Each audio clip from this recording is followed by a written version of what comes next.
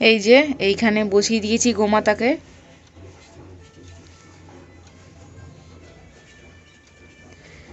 আর এই যে আমার ননী সোনা স্নান টান হয়ে গেছে। আজকে চন্দন যাত্রা, তাই জন্যে আজকে থেকে চন্দন মেখে ভূত হয়ে থাকবে। আর এই যে ফ্যানটা এখানে লাগিয়েছি যাতে ডাইরেক্ট ননী সোনার কাছে যায় হাওয়াটা।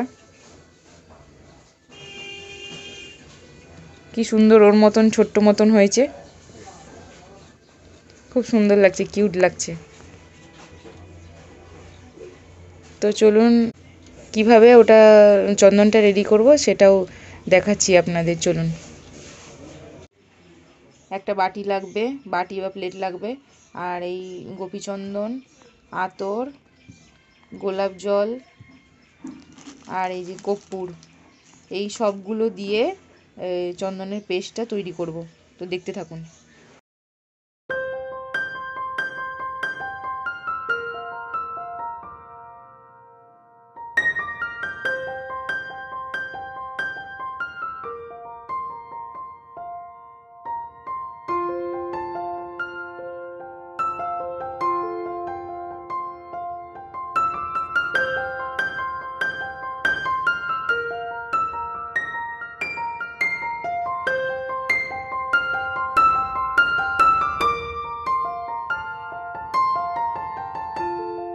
এই যে এটা কমপ্লিট হয়ে গেছে। আর এই যে ফ্যানটা চালিয়ে দিয়েছি যাতে এটা শুকনো হয়ে যায়, তারপরে গিয়ে ওকে এখন সাজাবো, শৃঙ্গার করবো।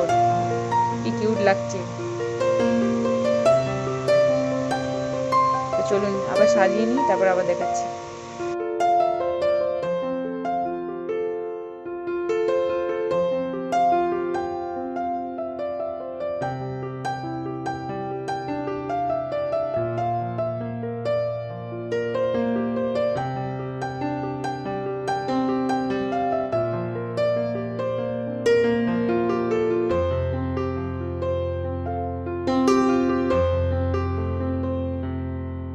এই যে দেখুন বন্ধুরা, আমার ননী সোনাকে চন্দন শৃঙ্গার করা হয়ে গেছে।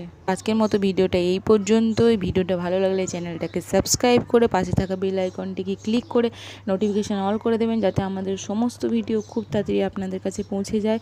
আর লাইক কমেন্ট করতে একদমই ভুলবেন না। সবাই খুব খুব খুব ভালো থাকবেন, সুস্থ থাকবেন, অলওয়েজ হ্যাপি থাকবেন আর সর্বদা আমাদের পাশে থাকবেন। রাধে রাধে।